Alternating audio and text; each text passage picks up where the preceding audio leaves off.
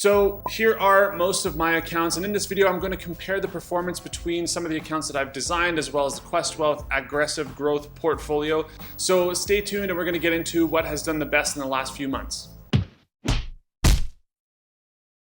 Alright, so if you guys recall, I took my own sweet damn time trying to get through and design my own equities portfolio for my RRSP, and that was a combination of my LIRA and RSP together. So it's about that time of year I should check in and just see how the accounts I designed are doing, how Questwealth Aggressive Growth is doing for my RESP, and of course that account that we designed for the mortgage payment, paying down the mortgage of the house, and see if that's going to be hitting our goals. Now this is a little bit like having time to clean up your house before I have you guys over because, well, I already know these are doing pretty well. But I should check in anyway and just see how the portfolios I've designed compare to the ones that Questrade does, and then how they overall compare to the S&P 500.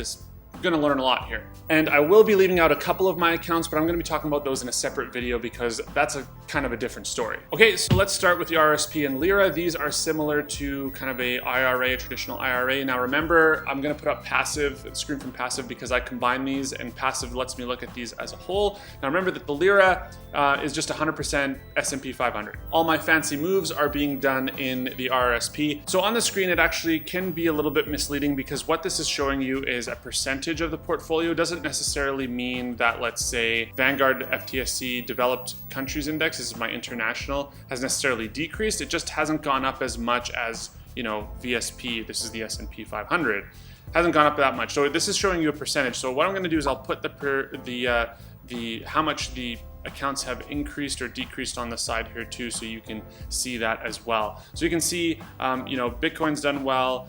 The Canadian equity, the second one, has done modestly well. Emerging markets has gone down, but that's because of the politics happening in China. That's the ETF that has you know, Tencent and Alibaba, and you know that those stocks have been pummeled lately because of the regulations in China. So VI, that's the international index, it's done modestly well, but even though it's showing, it's a little bit below the marker. And then VSP has done quite well, and that's the majority of my portfolio, so it's showing the most increase. So what I might do is tone down the emerging markets here a little bit while China is still being a little bit volatile, and I probably will distribute that among maybe the Bitcoin and the VI ETF. But I'll make those updates offline. Just like last time, I'll share the link to passive and to my model portfolio if you want to use that as a starting point in the description. Okay, next let's look at the house account, and this was the account that I have a target for in about a year and a half to use to pay off the rest of the house mortgage. So in this one we can see that Bitcoin didn't do quite as well as the other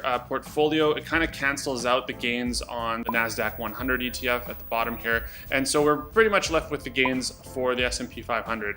We've put in $55K in cash. We're at $59,155, so we've gotten over $4,100, and the goal for this portfolio was actually to have $62,000 in there by the end of next year. So when I get to near the end of this year, I'm probably going to do a little bit of thinking about what I want to do, maybe take some money out and put it towards the house just to take care of it, or maybe I'll just let it ride for another year and see how much more I can make out of this account before taking it all out and paying down the house in 2022. So far my simple rate of return on this is about 7.1%. Okay, this last account is the RESP for my son, and we started this off at the end of 2020, and I put in $2,500 at that time, and I've been doing $50 a week, and I'm at about $1,300 at this point in this year. Now we can see that it's made about $500 on $5,500, and the account has gone up, but remember that the government is also matching my contributions here, and if you take that into account, where they match up to $2,500 a year, there's an increase of about 38%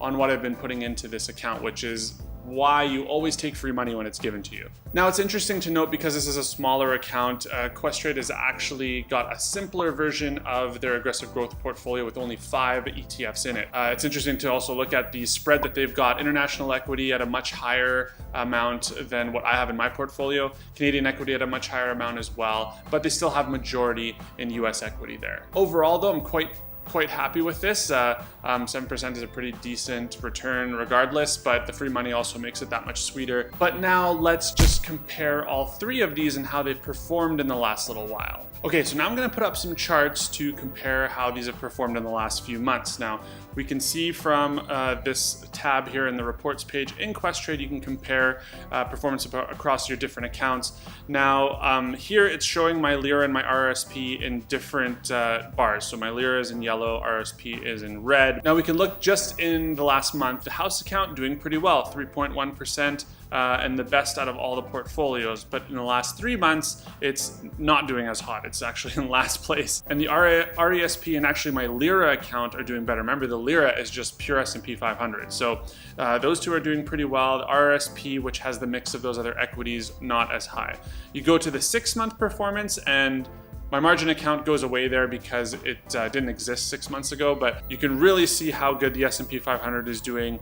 My mixed equities account, my international equities account, not as hot, and then the RESP somewhere in the middle.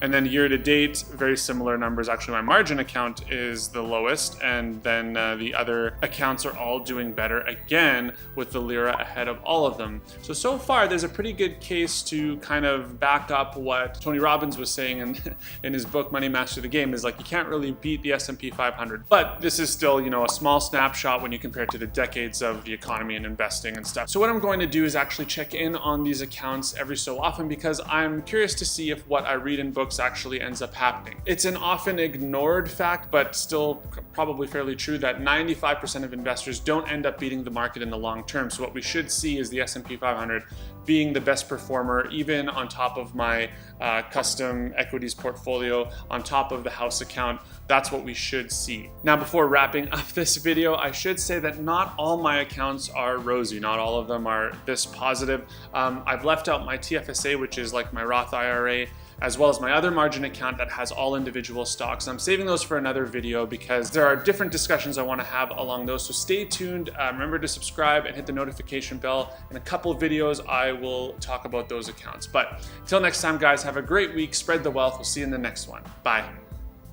The emerging markets a little bit, because that will be... What I might do here is just tone down the emerging markets a little bit, just because of the volatility in China right now, and maybe disperse that among the international and the... Holy shit, really? Okay, next let's...